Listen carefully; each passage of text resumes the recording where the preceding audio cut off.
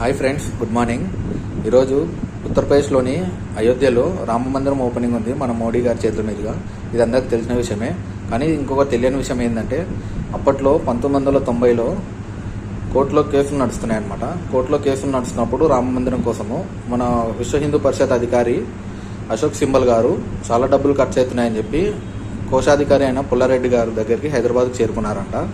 అప్పుడు పుల్లారెడ్డి గారితో ఇలా అన్నారంట, 25 లక్షల వరకు అవసరం అవుతాయి అంటే, అప్పుడు పుల్లారెడ్డి గారు ఇంట్లోకి వెళ్ళి 2 లక్షలు తీసుకొని వచ్చి ఇచ్చారంట. తర్వాత సాయంత్రం కల్లా ఒక 10 లక్షలు సమకూరుస్తాను అని చెప్పారంట.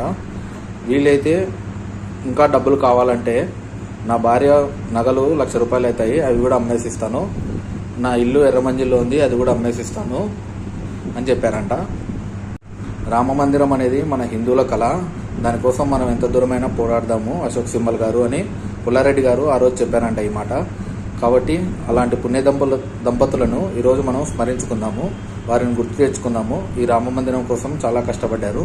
జై శ్రీరామ్. అందరూ ఈ వీడియోకి లైక్ కొట్టండి, అలాగే సబ్స్క్రైబ్ చేయండి. చాలామంది వీడియోకి లైక్ కొట్టడం లేదు, అలాగే వీడియో చూసి సబ్స్క్రైబ్ చేయడం లేదు.